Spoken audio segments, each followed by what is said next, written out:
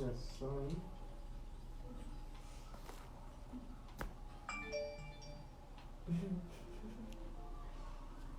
Pois é, meus queridos irmãos, estamos começando a transmissão ao vivo. Olá, irmã Heloísa, aí da França, junto com a tua família. Nós aqui no Brasil, hoje no estado de São Paulo, na cidade de São Paulo, na casa do André, Letícia, Samira e o Lucas, que está na casinha dele, lá na barriga da mamãe. Estamos juntos, e vocês aí na França, passeando por alguns lugares também muito belos. E estamos orando por vocês aí, né? Boa noite. Está sol. Está aí no Senhor. Deus abençoe você. E Deus abençoe também a tua família que está aí, que sempre foi motivo de preocupação em Cristo, né? Do teu coração, do nosso coração também, como acontece com nossos parentes todos, né? Sei que teu fuso horário aí está bem na frente e deve estar perto de meia-noite, talvez. E por aqui estamos 7h da noite. Pedimos a Deus que abençoe todos nós, os irmãos, que em todos os lugares, pela graça do Senhor, lá naquela cruz, Ele nos fez um povo separado, um povo dele. Ele gerou um povo do jeito que só Ele pode fazer, né? Somente Cristo unicamente é aquele que é o Criador, né? Aquele que é o Senhor. Samira está chegando aqui, a Letícia está bem aqui, o André já vem já, a Nancy também.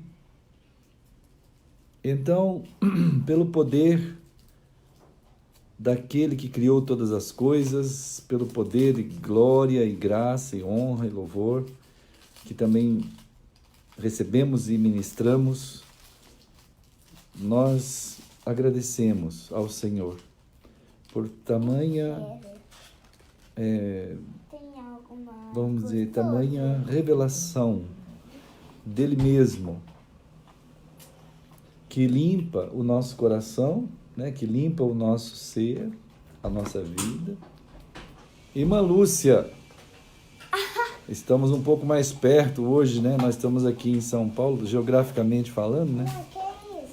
Mas sempre todos nós unidos naquele que é tão gracioso, né? Tão maravilhoso, cujo nome, por ser ele assim, então define ele mesmo como maravilhoso conselheiro, como Deus forte, como Pai da eternidade, como Príncipe da paz, aquele que de fato coordena, conduz todas as coisas conforme seu imenso poder e determinação e direção, agraciando os homens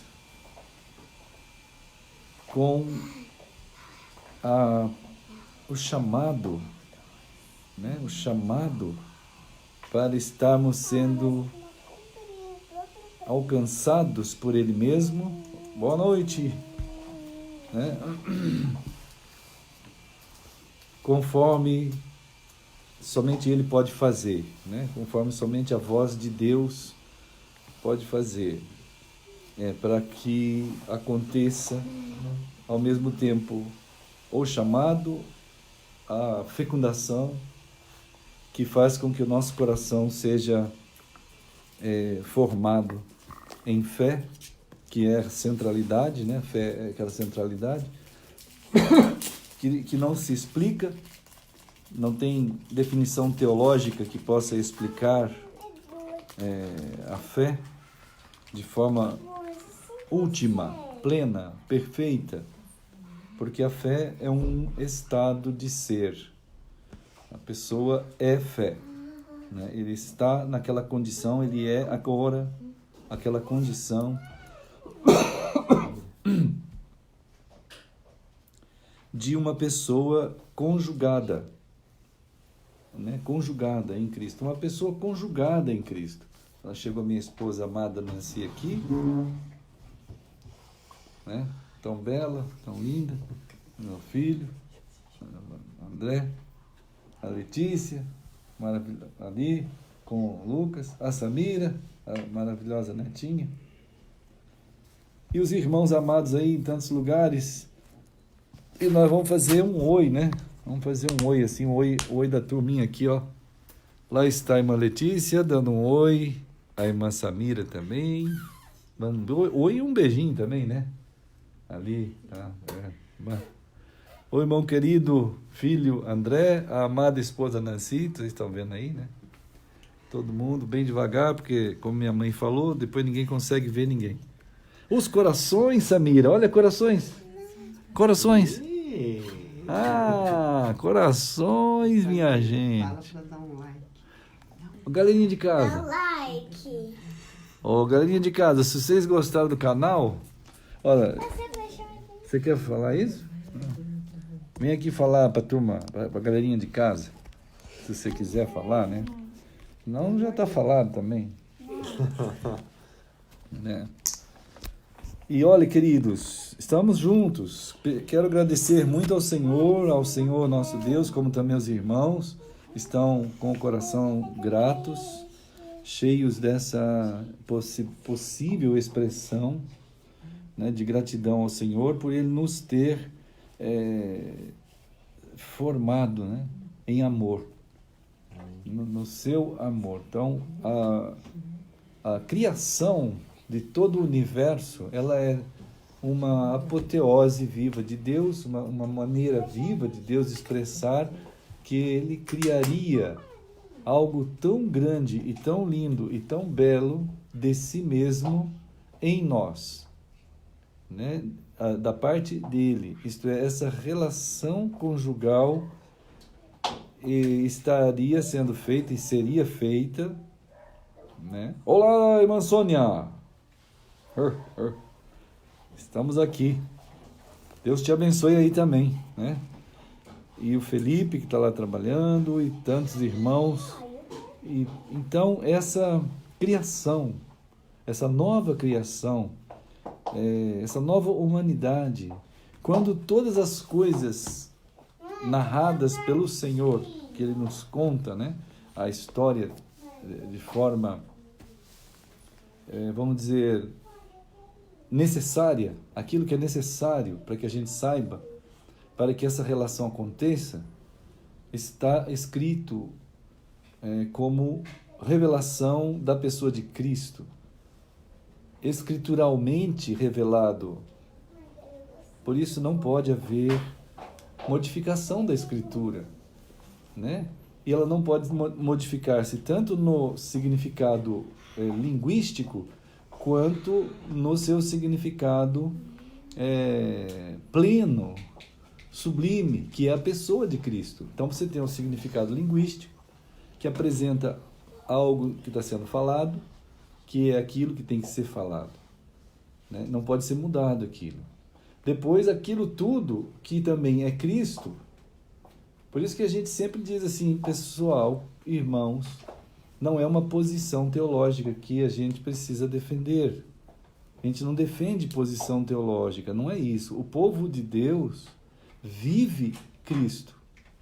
Ele vive Cristo se viver em Cristo, né? Porque se ele só viver em posições teológicas, ele só fica naquelas posições teológicas. É o máximo que a teologia e as religiões conseguiram fazer, né? E as religiões e as teologias e todo esse aparato construído pelos judeus, que a gente falou isso já algumas vezes, né?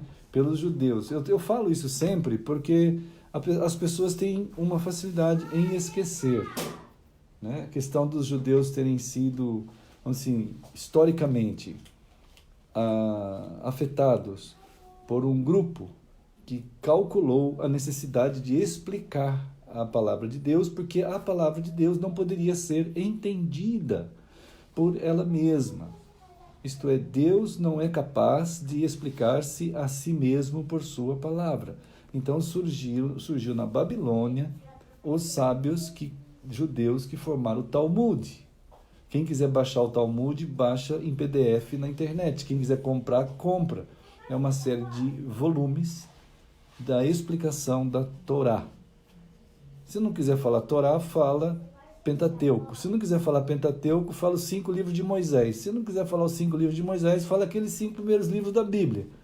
Né? Mas aqueles livros lá que os judeus na Babilônia, sábios, doutores da lei, acharam que os judeus simples não poderiam entender a palavra de Deus, isto é, eles julgaram que a cabeça das pessoas não era possível que alguém como Deus pudesse falar a eles. Né? Então jamais Deus, grandão do jeito que ele ia conseguir falar a linguagem de uma criança, a linguagem do jovem, a linguagem do menos letrado. Então, como Deus é tão ultra letrado, como que ele ia chegar perto de você e falar alguma coisa? Deus não ia conseguir nunca. Né? Então tinha que surgir um grupo de homens, doutores da lei, para explicar a lei. Aí surgiu o Talmud. Né? Eu tenho aqui a declaração de um mestre judaico, um mestre dos judeus, que é um dos maiores tradutores do Talmud, hoje em dia, que é o Rabino Adin Steinsaltz. Rabino Adin Steinsaltz, tradutor do Talmud ao hebraico moderno, ao inglês e ao russo. Ele diz assim, ele diz entre aspas, se a Torá é a pedra fundamental do judaísmo, o Talmud é o seu falar. Então, sem o Talmud, a Torá não fala. Isso é uma aberração, é uma ousadia absurda. Como que um ser humano pode ter uma afirmação? E é um dos maiores autoridades mundiais de exame da Torá, exame dos 5 livros de Moisés, né, do Pentateuco. Ou seja, como se ele dissesse que Deus não tem a capacidade de falar conosco se não tiver alguém intermediando Deus que seja um homem. Que seja um homem, para que aí Deus possa falar para você e você vai dizer para o pessoal o que ele queria dizer. Não, entendeu? É um negócio absurdo. Você chega a ser até, se não fosse uma coisa dramática, quase que seria uma piada, né? Você imaginar que Deus não conseguiria falar o que ele quer falar ao coração do ser humano. E nós sabemos, pelas Escrituras, que o falar de Deus é perfeito. A palavra de Deus é perfeita. E alcança os corações simples. Né? O cristianismo surgiu por causa do mesmo vírus que fez o Talmud surgir. Né? O cristianismo surgiu assim. O cristianismo como? Assim, a Igreja Católica, os protestantes, os evangélicos, as denominações, a ideia de igreja, né? São 18 séculos falando a mentalidade dos cristãos de que tem que ter pessoas capazes de fazer com que você entenda a Bíblia. Você não pode nunca entender o que Jesus está dizendo se não tiver alguém para te ensinar, que for um homem. Tem que ser um doutor da lei para te ensinar. Né? Então, Deus não é capaz, Cristo não é capaz, e é ininteligível aos menos letrados. Né? Uma pessoa simples não vai entender nada de Deus. São coisas muito elevadas. Jesus, já pensou? Como? Né?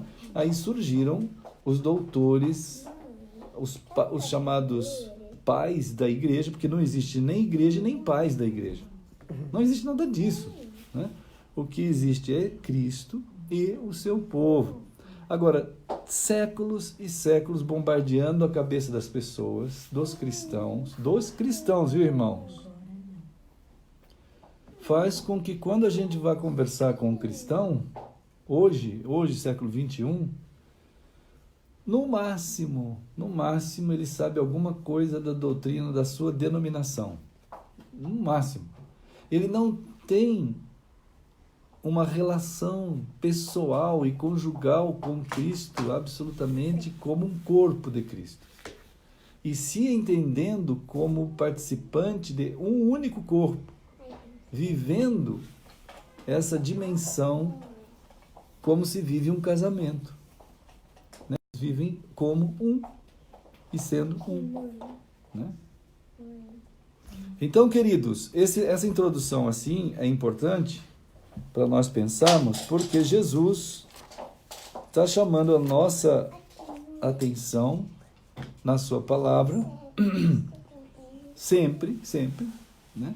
Para Ele mesmo e para nos mostrar que a relação universal, perfeita, que todo mundo entende, até um bebê na barriga. Irmãos, hoje, olha, o Lucas está na barriga ainda da dona Letícia. E uma coisa que todos nós sabemos pela própria psicologia, uma ciência bem simples, fundamentada de forma estranha naquilo que se propõe, mas isso é um assunto para outra hora. Mas até mesmo por essa ciência se sabe que o estado emocional da mãe interfere no crescimento e formação do bebê. Às vezes tem mães que passam por uma situação de estresse tão grande que o bebê nasce antes do tempo. Não é mesmo? Se não tomar cuidado, o neném nasce antes do tempo. Com 8 meses, com 7 meses. Porque aconteceu alguma coisa. Por que isso? São estados emocionais. A gente chama de estados emocionais, mas são afetações reais. Afetações reais, né? Então, se isso acontece de uma forma, vamos dizer, perigosa, existe também a forma de acontecer o bom acontecimento, né? O que é o bom acontecimento nas afetações? Quando o pai, quando a mãe fica passando a mão na barriga, assim, e dizendo assim, a avó, o vô, né? Oi, Lucas, a irmãzinha. Oi, Lucas, aqui sou eu, sua irmãzinha. Oi, Lucas, aqui sou eu, a mamãe. Oi, Lucas, aqui sou eu, o papai. Oi, Lucas, aqui sou eu, vovó. Aqui sou eu, vovô. Enfim, né? Afetações boas que vão estruturar profundidades daquela pessoa. Né? Esses elementos de grandeza, de dimensões elevadas, que fazem compor as, vamos dizer assim, ações da vida, estão num campo de sublimidade, num campo muito elevado, muito grande, muito alto, né? E que nem pode a maioria desses fenômenos serem medidos. Você não tem como. O pessoal tenta medir se a pessoa falou a verdade ou não por aquele negócio que eles chamam de detector de mentira. Né? Não dá. Né? Não dá para você avaliar eficazmente 100% isso. Mas quer dizer, há elementos de grandeza sublime que as pessoas tentam medir e descobrir onde que estão, né? Mas eles estão numa dimensão de grandeza dentro de nós. Agora o pessoal já está ficando meio doidão, porque o Elon Musk já está dando umas ideias aí de que queria colocar um chip no cérebro das pessoas. Mas a pessoa não é o cérebro. A pessoa não é o cérebro. Mas os crentes, é claro que o atraso, a ignorância, a jurassicidade, quer dizer, o estado jurássico dos crentes é tão grande que um tempo atrás era o código de barras. Os crentes, teve crente aí que demonizava os códigos de barra, que quem tivesse um código de barra em algum lugar estava com pacto com Satanás. Né? Porque tinha aqueles negocinhos, até em bolacha tem código de barra. Todos os lugares, né? Aí, ó, quem viveu essa época, que faz só uns 10 anos isso, lembra que aqui tem 3 barras que descem para baixo da linha do código de barra. Tem 3 barras. Essa do meio e a da ponta. Ó, 2 da ponta e uma do meio. Ela desce para baixo. O pessoal dizia que isso aqui, essas 3 barras, eram 666. Nossa. Irmãos, isso é ridículo. Né? Ridículo, absurdamente ridículo, não entendem nada. A ignorância é tão grande que quando uma pessoa, claro que não tem Cristo, mas vê que isso é absurdo, ele diz assim, esses cristãos não tem como haver qualquer tipo de conexão. Mas aí os crentes falam com orgulho, é mesmo, não tem como ter conexão conosco, nós somos um povo do céu. São um povo do mundo jurássico. Eles são, se forem salvos, são do céu, em Cristo, mas eles estão caminhando numa teologia jurássica que nem bíblica é. Né? E estão formando uma crença, uma prática, um ethos cristão, uma ética cristã, né? A partir de uma moral absurda, então de uma crença mais absurda ainda, que não tem fundamento algum na Escritura, e ele nem sabe a Escritura. Ele nem conhece, então, Cristo. Essa alteração, né, da relação com Cristo pela religiosidade e pelas interpretações que foram acontecendo ao longo dos séculos é uma dos avisos de Jesus, que não param de acontecer dentro da Escritura e os crentes nem se importam. Nós estamos agora, hoje aqui, compartilhando nessa coinonia do Senhor, dando graças ao Senhor por todos os irmãos. Irmão João, irmão Jaziel Marsola, colega lá da faculdade aqui em Campinas, Jason, querido irmão, Floripa, né? Sônia, João Luiz, e todos os amados que o Senhor chamar, irmã Lúcia, a Heloísa lá na França, minha professora de francês. Daí, irmã Luísa, algum dia nós vamos começar. Né? Mas o caso é que todos nós, sendo alcançados pelo Senhor, todos nós, né, tocados, nós somos avisados pelo Senhor, aqui, por exemplo, em Mateus 24. Né? Mateus 24. Quando a gente quer se envolver na vontade do Senhor e não na vontade das religiões, dessa coisa chamada igreja, que nem existe na Bíblia.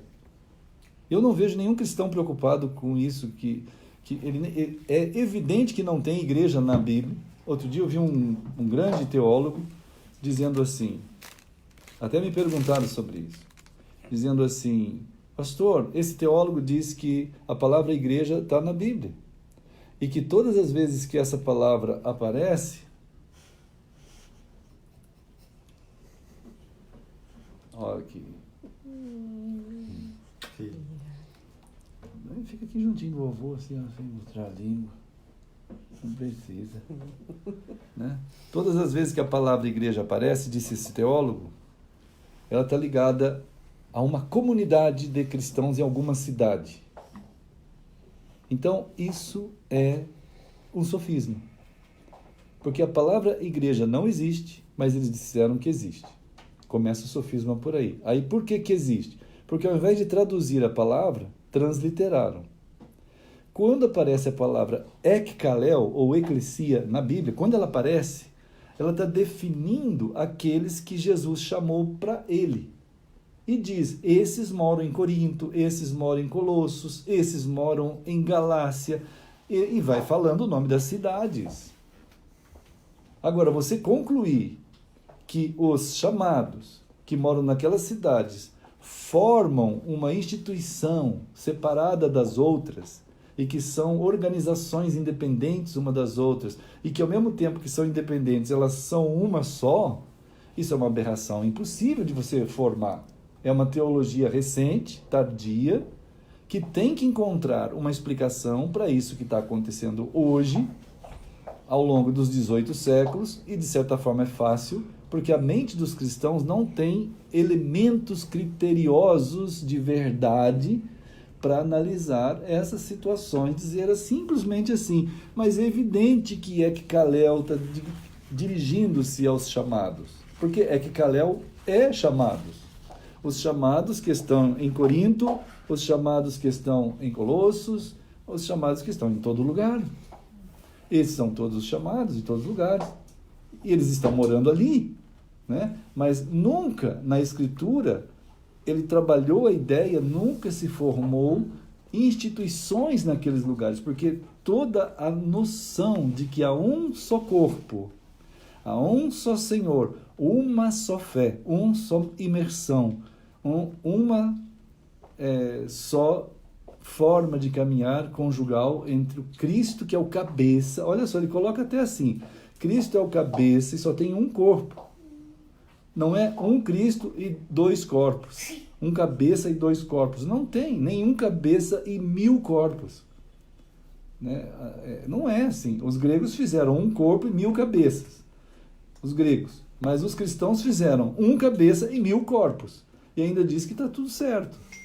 Né? Isso é uma aberração absurda, não é possível. Então, o cristão não consegue mais ver, não tem elementos construtivos dentro de si e fundamentados e estruturados para perceber que, de fato, não existe essa monstruosidade criada pelas teologias.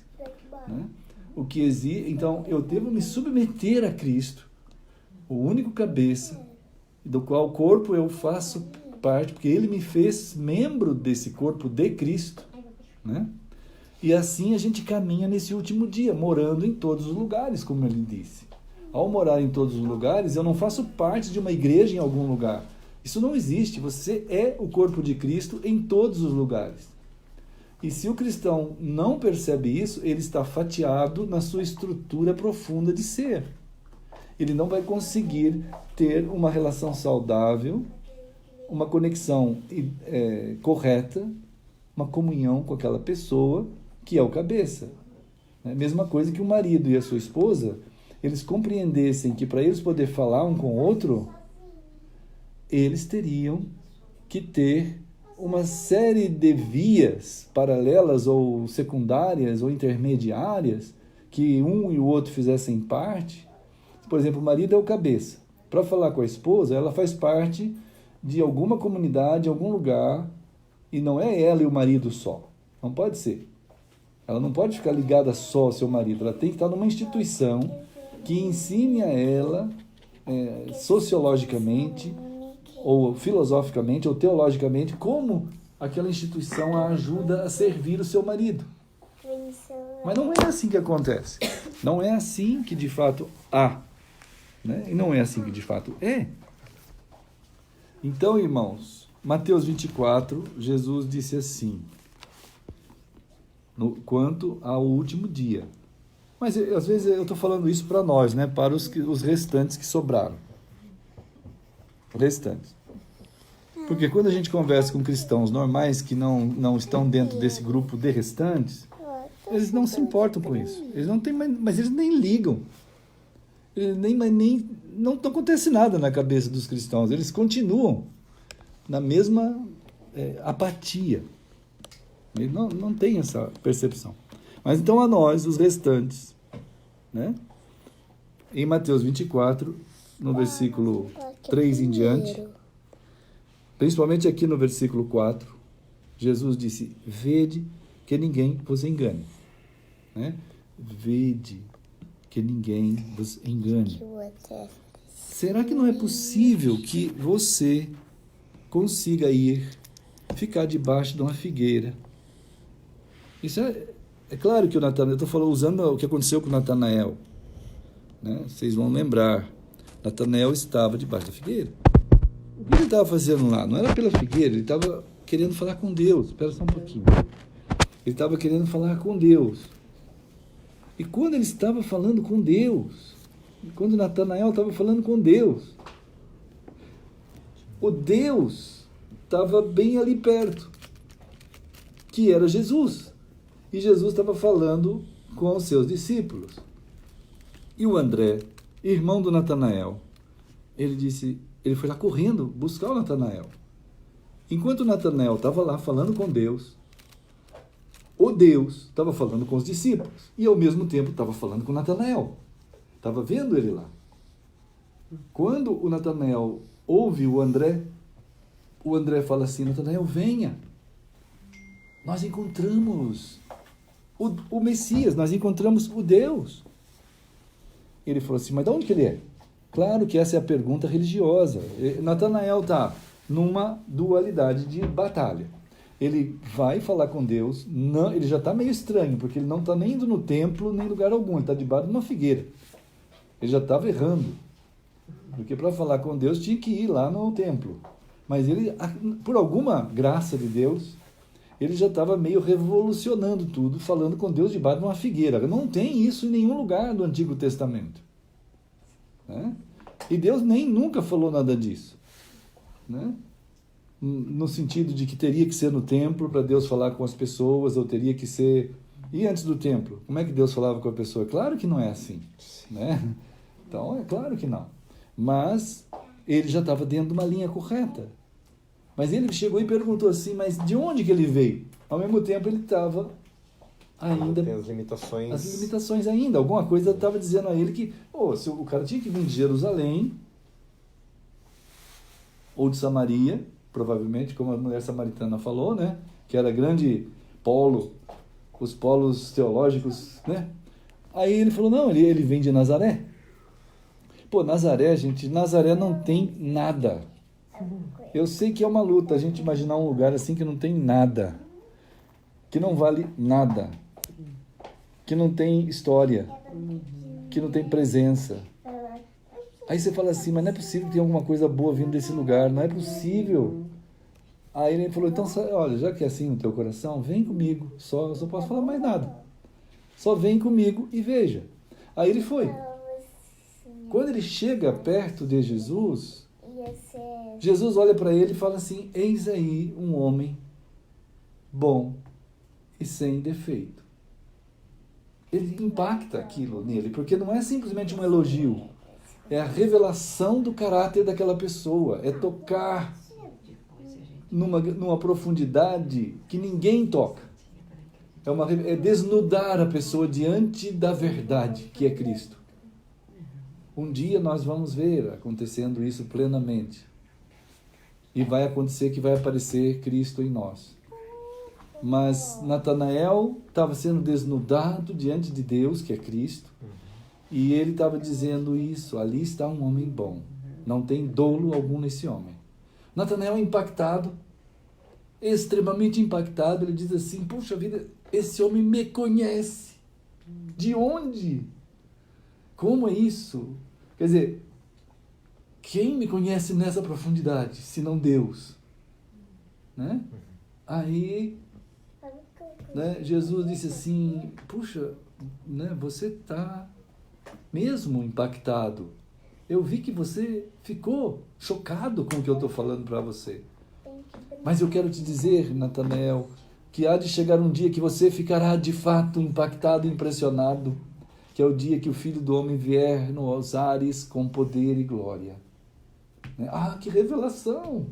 E que linda revelação! Porque quando o Senhor caminha conosco, nós estamos ligados, irmãos, diretamente ao dia da vinda do Senhor. É uma coisa ligada. Irmãos, nós somos o povo escatológico. Nós somos esse povo que de debaixo da figueira estamos ligados com a vinda do Senhor em poder e em glória. Jesus disse assim, sim, as minhas palavras são impactantes. O que eu fiz e faço e sei quem tu és é maravilhoso, é impactante. Mas você foi separado para ver a minha vinda gloriosa. E você verá, porque eu sei que vocês estão vendo uma quantidade de coisas bizarras nesse mundo. Porque a história do ser humano não está sendo contada direito. A história do ser humano está sendo contada pelos homens. E isso atrasa, fere, machuca, engana. Quando Jesus diz assim, vede que ninguém vos engane. A nossa história, quem contou a verdade da nossa história foi Deus. E nós devemos ter cuidado em buscar a verdade para saber a nossa história. A nossa história foi escrita no amor de Cristo, para que nós pudéssemos ser amados e amar e qualquer outra coisa que não seja isso não acontecesse nunca. Né? E é nesse cerne que tudo deriva e produz, gente. Nesse cerne de Cristo que tudo deriva e produz, mesmo no mundo tão afetado pelo pecado. Mesmo. Nós estamos acreditando no Senhor, de que cada vez mais que nós falarmos, Nancy e eu, que nós nos amamos em nome de Jesus, pessoas que assim, não é que eu cansei, eu ouvi tanto, dizendo assim, eu não vou namorar com ninguém, porque não existe amor. Eu não quero ter filhos nesse mundo, porque esse mundo está muito ruim. Mas eu ouvi, vocês também, todos nós ouvimos essas coisas. E as pessoas são conduzidas por essas histórias. Elas estão aí, feitas, acontecendo, a malignidade está aí, mas onde o pecado abundou, superabundou a graça de Deus. Nós queremos dizer com todo o coração que, conforme a palavra do Senhor diz, realmente, se você estiver sendo conduzido pelo Senhor e esperando receber dele, como Natanael recebeu, o acerto da linha condutora da história tua, que você não pode nunca desconectar, quer dizer, desde o hoje teu, desde o agora nosso, desde o nosso agora, debaixo da figueira, que a gente precisa ter. Nós precisamos ter esses encontros com o Senhor. Nós precisamos fazer isso, nós precisamos parar e estar nos envolvendo com a palavra. E a palavra é doce, a palavra é simples, a palavra é pura, perfeita e boa. A palavra de Deus é o que ela é. É evidente que quando a gente estiver fazendo assim, acontecendo isso, a palavra é o próprio fim. É o fim. Jesus disse, eu sou o princípio e o fim. Quer dizer, toda vez que você lê na Escritura, princípio é Cristo, na Escritura. Fim é Cristo, na Escritura. Né? Então, a palavra é Cristo. Né? Então, cada vez que você se permite ser tomado pela palavra, você está conectado, então, àquele que fez... aquele que é, e que te fez ser nele, aquela pessoa que ele está conduzindo até o dia da sua vinda. Não tem nada que vai mudar isso. Mas isso não é algo automático, é que o dia, a história, então o tempo, o espaço e a história, é uma dádiva para nós semearmos em uma missão dada pelo Senhor, para que a gente desfrute dessa forma de viver, como de forma testemunhal também. A gente viva e testifique num ato que é natural do viver aquilo. Né? O viver aquilo é o testemunho. Então, o ato de você caminhar dentro da história, em meio a muitas histórias, que as pessoas sacralizaram. Eles sacralizaram as histórias de modo tal que a história do ser humano, ao invés dela ficar, as pessoas receberem a informação da nossa origem corretamente, da nossa origem, do nosso diagnóstico sobre o mal que nos acometeu e da graça de Cristo que nos alcançou e salvou em Cristo, e salva em Cristo, né? O ser humano, ele entra numa segunda história, a terceira, e quarta e quinta, onde aquele que engana toma o protagonismo das histórias secundárias. Sabe o que é isso? Aquele que engana, isto é, o diabo, a serpente, o maligno, Satanás, o dragão, como lá em Apocalipse é chamado, ele se torna o protagonista das terceiras, segundas, terceiras, quartas, quintas, centenas de histórias paralelas. E a pessoa, então, começa, ao invés de ouvir a palavra de Deus, ele ouve interpretações da palavra, Talmud, teologias. igrejismos, denominações, e a pessoa acaba aceitando o engano. Ele sabe que tem dezenas de interpretações e ele se acomoda em cima dessa cama das dezenas de interpretações, né? Ele vai nos enganos. Quando o diabo lá no Éden apareceu, a história que fica, que toma frente nas histórias humanas, né, não é a história de Deus, mas sim a história do diabo. Os enganos, né? As traições, as maldições, os desrespeitos, né? A falta de amor, as histerias, né, irmãos? A desintegração do caráter da pessoa, quer dizer, as mentiras, os enganos, as maneiras de ludibriar, é que passa a ficar tendo mais ibope no coração das pessoas, né? É claro que a palavra de Deus vai narrar esses fatos, ela vai narrar, mas ela está narrando para que você não seja dominado por aquilo ali, mas sim pela história de Cristo que te leva no meio disso aí tudo. Mas quando essas histórias passam a ser a que de fato movem a vida dos cristãos, aí é trágico demais, né? É aí que acontece o Talmud, é aí que acontece as doutrinas teológicas, as igrejas, as denominações, e ele nem sabe mais pensar que há um corpo de Cristo só, que há um cabeça, que ele é parte daquele corpo, e que essa saudável forma de andar, que a tua cabeça não vai para um lado e teu corpo vai para o outro, ou cada corpo vai para cada um para um lado, que os cristãos andam assim, né? O cabeça, vamos dizer, ilusório, eles têm uma figura etérea. O Cristo dos cristãos pós-Talmud cristão, que são todas as denominações e teologias de igrejas e tudo mais, o Cristo formado por essas teologias não é o Jesus Cristo da Escritura, não é, né? As pessoas criaram, de fato, formaram um Jesus Cristo etéreo, místico, que aceita isso tudo e que todo mundo pode chamar de Cristo. E os cristãos chamam de Cristo mesmo. Não, Cristo aceita tudo isso. E os cristãos dizem, amém, é isso mesmo, é que bom, mas eles não vão examinar o Cristo verdadeiro da palavra dele mesmo, né? É evidente que com isso acontecendo, você tem uma quantidade de cristãos, cada um puxando para 1000 lados. A turma já sabe que se a perna direita puxar para um lado e a esquerda puxar para o outro, você não sai do lugar. Mas é muito simples, né? Provérbios fala isso, não subas em ti mesmo. Quer dizer, você não deve pegar a perna direita e falar assim, eu vou subir aqui no meu joelho esquerdo.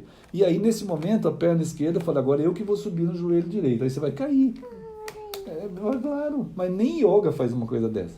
Você tem que ficar deitado para pôr o joelho em cima do outro, torcer, fazer assim. E depois pegar o pé direito, trazer para cá, passar para frente do nariz, e a perna esquerda passar por baixo do braço e vir aqui pela frente da barriga e cruzar por baixo da perna. Não, isso não existe, né? O caso é que a quantidade de cristãos que fazem esses contorcionismos está aí diante de nós.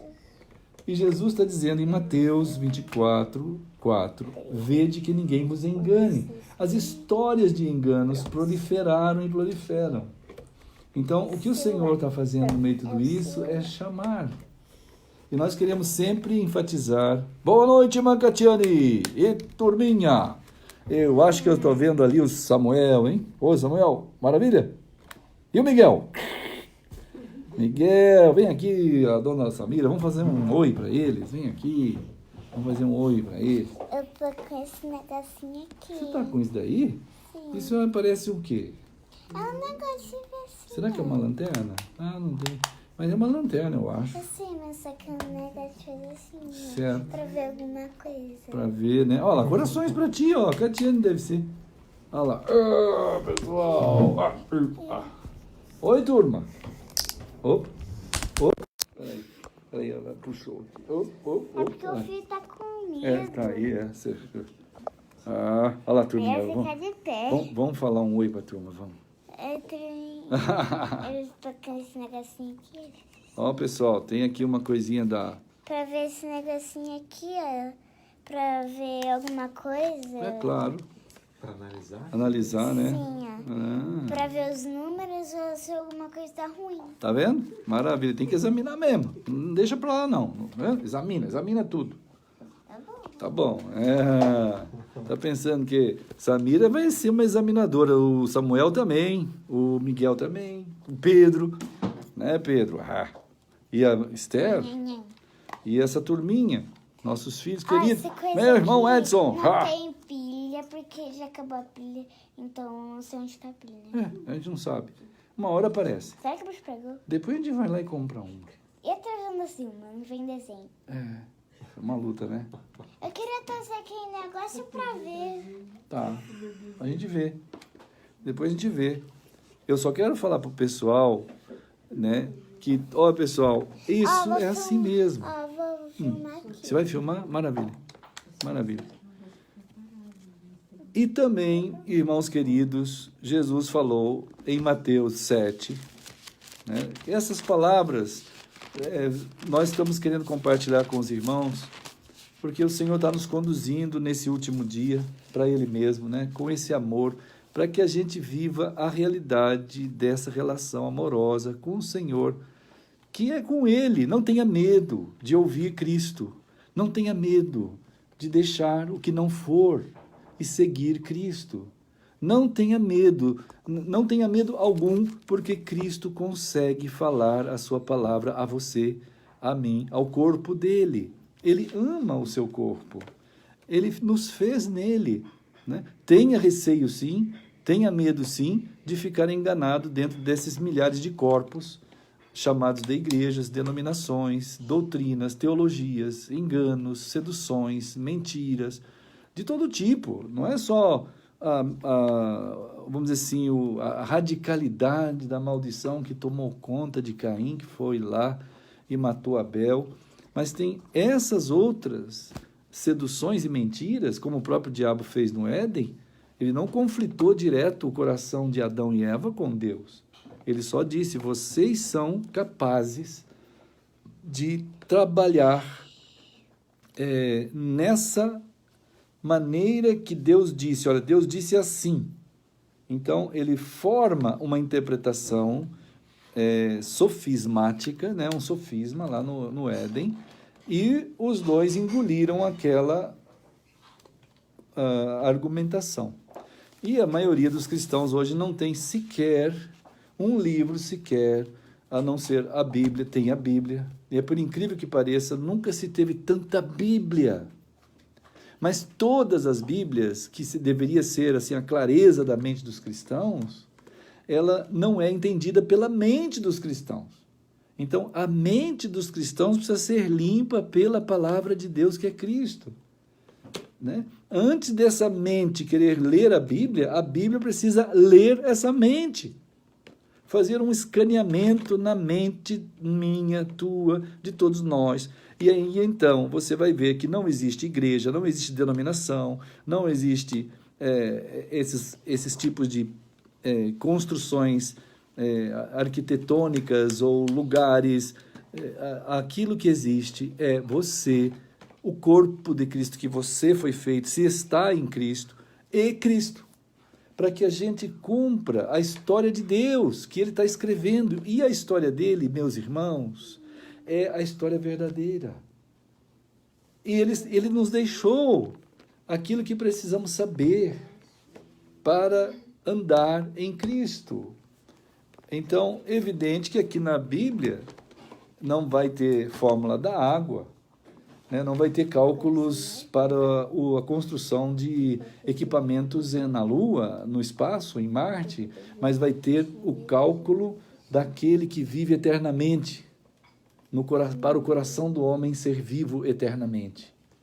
Vai ter isso, né? Vai haver a construção correta para que esse ser humano possa viver aqui os seus dias de forma digna, seja aqui na Terra, na Lua, em Marte, seja onde que for, mas que ele seja digno e ande na história verdadeira que Deus nos contou na sua palavra e que não pode sofrer alteração alguma por ser Ele mesmo, né?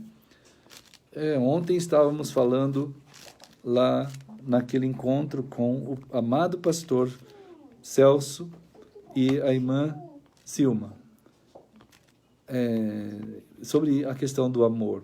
Não é muito difícil entender que Deus é amor. Não é muito difícil entender que Deus é amor. Isto é, que amor, segundo as Escrituras, é uma pessoa. Não é muito difícil entender isso. Perguntei lá para todo mundo presente ali, aquela certa altura, perguntei aqui, quantos de vocês já chamaram a sua esposa ou namorada ou namorado de amor? Certamente muitos. Na verdade, todos lá disseram, sim, eu chamei já. Eu também chamo a Nancy de amor. Para mim, ela é o meu amor. Ela é o amor. É algo misterioso isso. Como isso pode ser?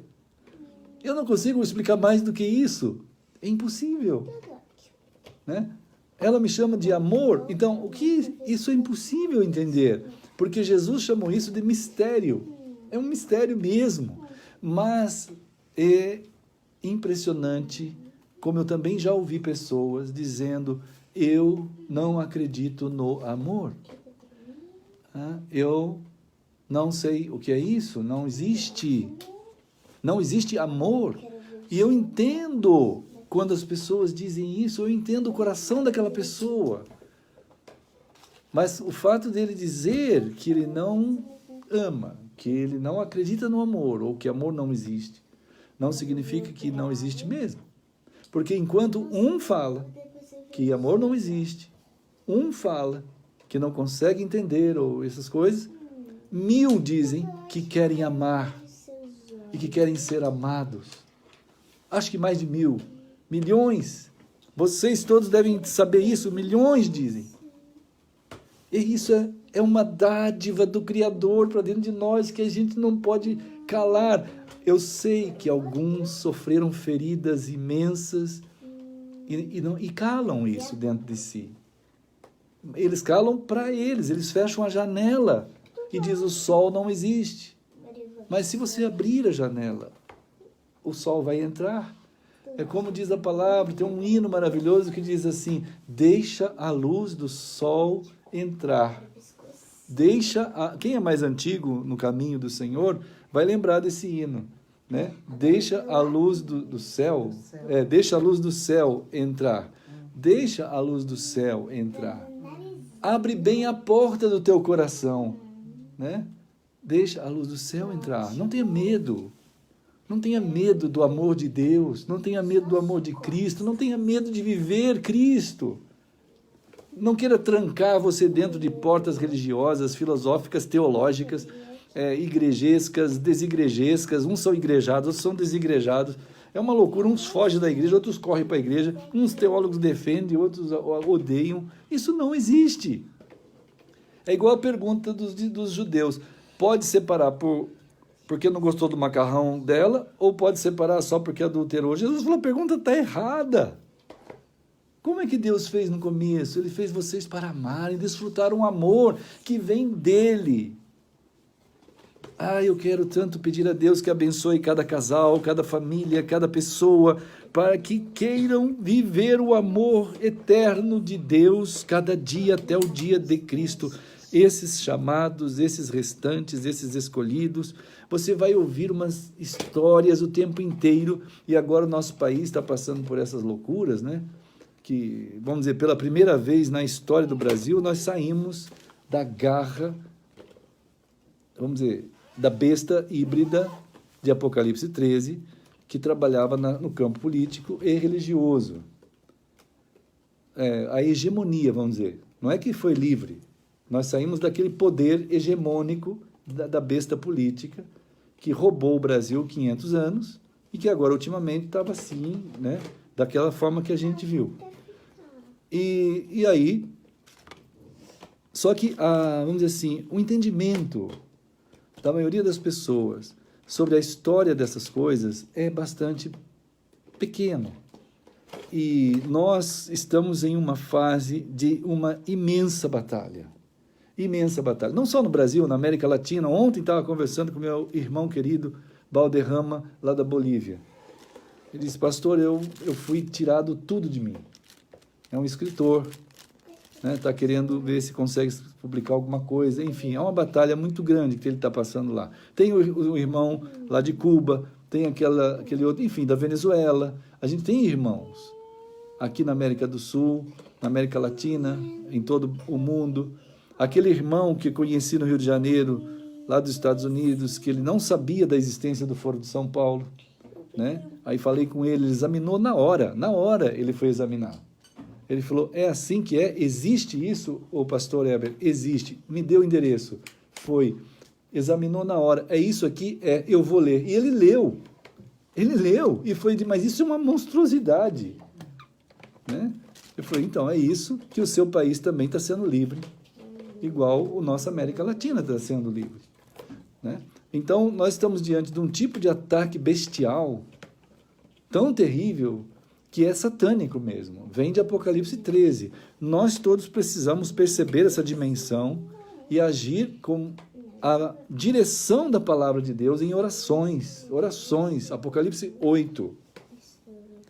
O povo restante é o povo das orações e do entendimento da verdade, dessa história contada por Cristo.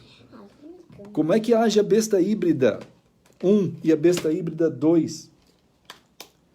Né? Na Segunda Guerra Mundial, quando o nazismo, nazista, né, Hitler, ele fazia acordo com a socialista soviética, a União das Repúblicas Socialistas Soviéticas, os dois socialismos, né?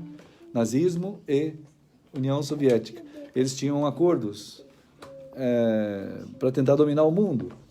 Só que a ganância do nazismo, do socialismo nazista, naquele caso, naquele momento, foi tão superior que ele invadiu a Rússia e queria tudo para ele. Claro que aí foi o começo da grande derrota, né? E depois a gente tem as alianças entre os aliados todos.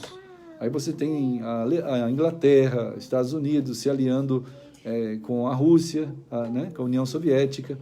E aquilo, vamos dizer, muita gente naquela época chamou de imoral. Duas coisas aconteceram naquela época, nesse sentido. Outras, milhares, mas pelo menos duas eu quero chamar a atenção.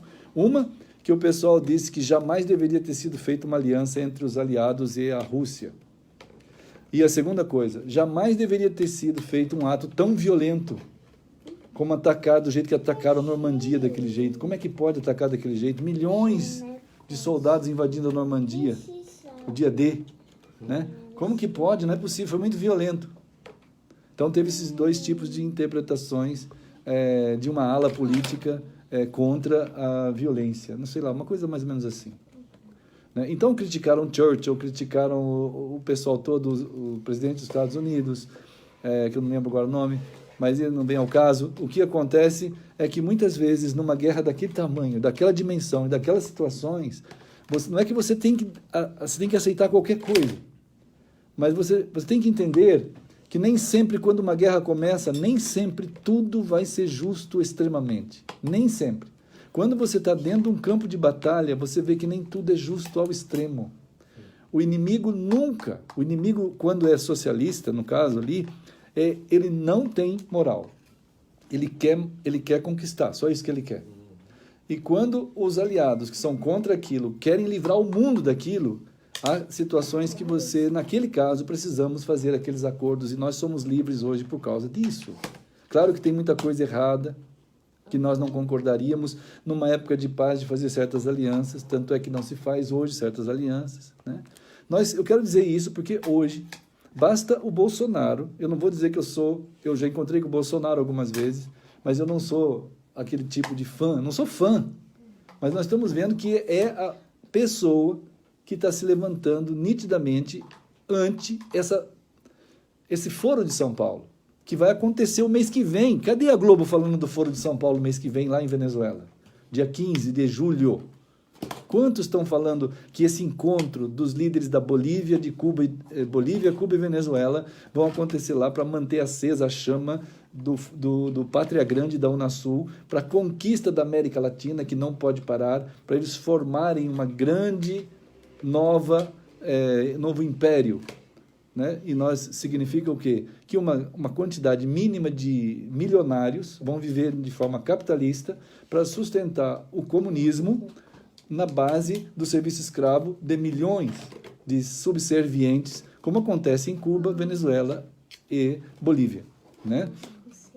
Onde que a Globo fala isso? Onde que as mídias Isto É, da Veja, do Estadão, Exame e outros falam sobre isso? Não vão falar.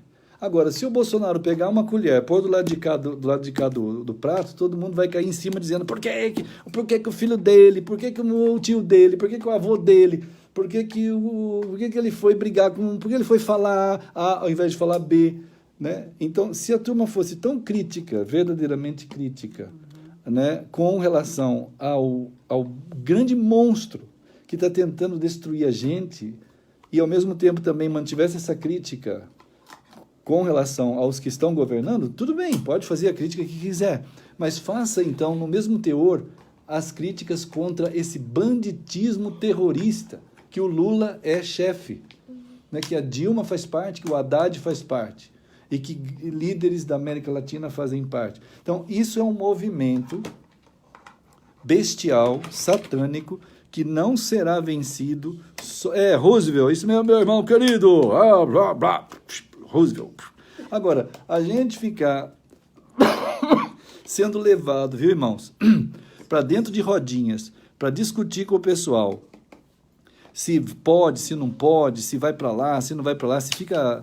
como é que é o cargo mesmo? Lá o Eduardo Bolsonaro? Embaixador, né? Se fica embaixador, se fica não sei mais o quê. Nós precisamos dizer essas coisas, saber que nível essa guerra está acontecendo nesse último dia, que é esse momento atual. Nós já vimos o Império Romano fazer isso, nós já vimos o Império Assírio, Babilônico, nós já vimos pelas Escrituras, meus irmãos, que quando aquele Império Babilônico, naquela orgia, como Herodes também, né? Orgia no palácio, não dava mais para... Chegou o dia, aquela mão apareceu no palácio e começou a escrever em hebraico. E o rei ficou impactado, ele falou, mas o que é isso? Que mão é essa? E escrevia aquelas palavras em hebraico. Aí chamaram Daniel. E Daniel olhou para aqueles escritos e disse assim, rei, essas palavras significam o seguinte, o teu reino foi pesado. Pesado por quem? Por Deus, meus irmãos, a verdadeira história, aquele que é o Senhor da história, pesou o reino babilônico. E diz a palavra do Senhor assim lá na parede, foi achado em falta. E a terceira palavra, acabou agora o teu reino. Acabou agora. Então, naquele momento que terminou a leitura, a porta do palácio foi arrombada, os soldados assírios entraram, mataram o rei, todo mundo que estava ali. Daniel não foi morto, até ele ficou depois para servir o rei Dário ou Dario, e continuou uns ministérios lá, né? Então, nós estamos vendo uma situação absolutamente satânica diante de nós, mas não vamos ficar entrando em detalhes de conflitos que eles chamam a gente para ficar discutindo, que você vai se perder no meio de rodinhas e vai ser levado para o esgoto que eles mesmos estão indo, né? Então, oração, palavra do Senhor, entendimento, né, de que nós precisamos nos alimentar da palavra para que andemos na história de Deus, né? Então, esse é um ponto extremamente importante que queria compartilhar com os irmãos, porque Mateus 7, eu ia ler Mateus 7, né? Jesus fala assim, entrai pela porta estreita, larga é a porta, espaçoso o caminho que conduz para a perdição, e são muitos os que entram por ela, porque estreita é a porta e apertado o caminho que conduz para a vida, e poucos são os que acertam com ela. Jesus acabou de falar isso, sabe o que ele falou logo em seguida? Não está separado. Não está separado. Ele fala assim: acautelai-vos dos falsos profetas, que se vos apresentam disfarçados em ovelhas, mas por dentro são lobos devoradores. Eles vão fazer com que você entenda errado a história, né? E vai chegar no dia do Senhor, aqui no versículo 21, lá no 20, né? 21. Nem todo que me diz Senhor, Senhor entrará no reino dos céus, mas aquele que faz a vontade de meu Pai que está nos céus. Então, diz assim: muitos naquele dia hão de dizer-me, Senhor, Senhor, fizemos isso, profetizamos, expelimos demônios, fizemos milagres. Jesus disse: gente, eu nunca conheci vocês. Lhes direi explicitamente, nunca vos conheci. Apartai-vos de mim, os que praticais a iniquidade. Então, iniquidade, meus irmãos, é uma palavra que significa anomia, em grego, né? Anomia, isto é, sem a palavra. Você está fora da palavra. Você está andando de acordo com a sua interpretação. A história que você está seguindo não é de Cristo, embora está usando o nome de Cristo. E o pessoal não teme nada disso, mas um pouco vai ficar que vai temer, né? Então, meus irmãos, estamos aqui na casa do irmão Edson, da irmã... não, desculpa. O irmão Edson está aqui, eu estou lendo o nome dele agora, né? Na casa do... Estamos cansados, viu, irmãos? Acho que estamos cansados, né? Irmãos, saímos de Florianópolis, acordando 3 da manhã, para vir para São Paulo. Depois de São Paulo para Paraíba, acordamos 4. Depois, nós, em Paraíba, acordamos cedinho para preparar tudo lá. E aquele dia inteiro de muita batalha. Peço que orem pelo irmão Celso. A luta que ele passa hoje é extrema, é uma luta extrema. Podemos juntos ser ministrados pelo Senhor. Hoje também voltamos acordando cedo, bem cedo, e viemos. São 5 horas ou quase 6 de viagem, né? E a gente está um pouco cansado, né? Mas isso é como diz um amigo meu, a gente descansa, né? E eu fico pensando em tudo que aconteceu. A antessala do céu que aconteceu lá em Paraíba do Sul.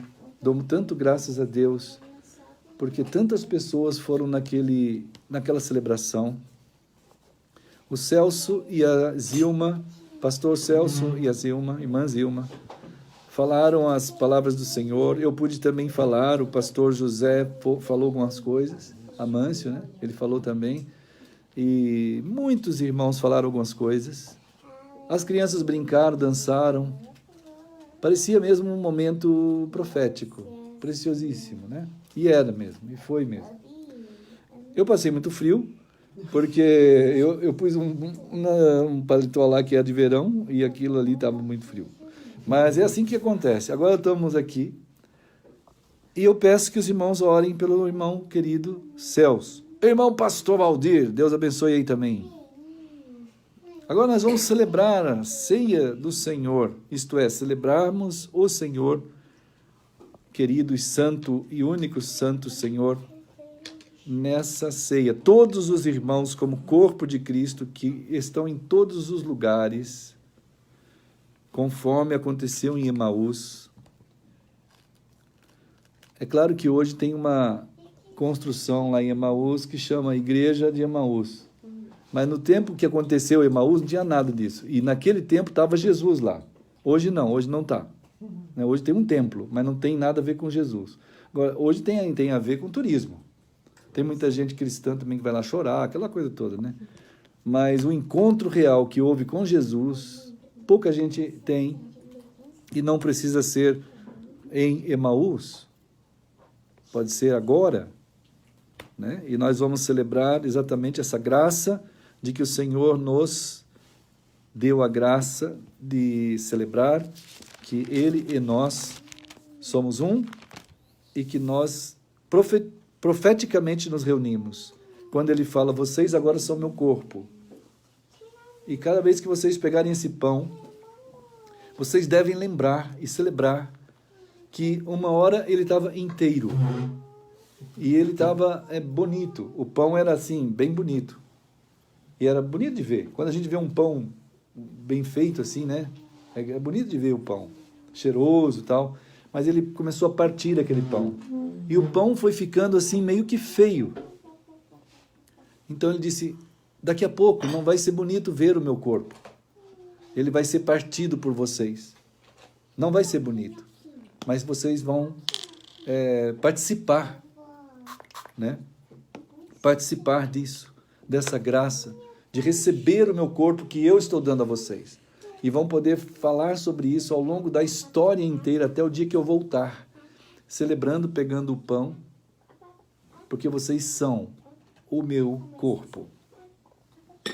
Então nós vamos fazer como Jesus ensinou, pegaremos o pão e vamos comer como o Senhor nos deu a graça de assim fazer.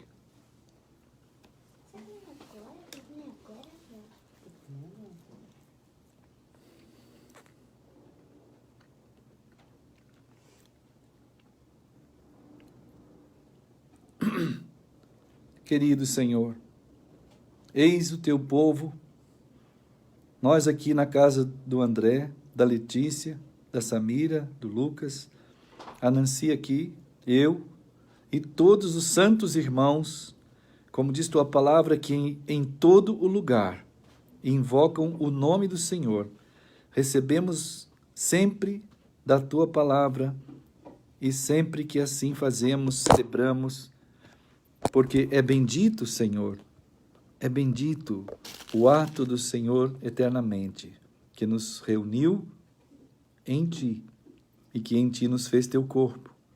Nós assim fizemos, então, em nome de Jesus. Amém. Amém. E agora, meus irmãos, Jesus pegou também... deixa eu ver aqui o que estão falando aqui. Oh, Maria! Maria José, lá de Poços de Caldas. Queridos irmãos, de Poços de Caldas, Minas Gerais, irmãos de todos os lugares, Jesus pegou o cálice. Diz aqui em Mateus 26, nós estamos seguindo Mateus 26, de 26 a 29. Quando Jesus agora pegou o cálice, ele falou assim, o meu corpo vai estar numa situação muito difícil, e dele vai escorrer o meu sangue. Não vai ser fácil. Não é fácil de ver aquilo que vocês vão ver, mas é o ato que vai regar de tal maneira a vida de vocês, que o pecado de vocês, a morte de vocês, eu vou encontrar. Jesus desceu até onde nós estávamos mortos e nos achou lá. E nos pegou e nos abraçou de lá da morte, e nos tirou da morte com a sua própria vida. Então ele falou, vocês vão celebrar essa aliança eterna que eu sou com o Senhor, meu sangue é, né? E ao mesmo tempo que vocês celebram profeticamente o que eu fiz na cruz, vocês celebram o encontro nosso no céu, que é aquela ligação, né, do agora com o céu, que estamos ligados, né? Então, isso está escrito em Mateus 26, 27, 28, que é profético até aquele dia, como ele falou aqui. Então, meus irmãos, como o Senhor ensinou, vamos celebrar.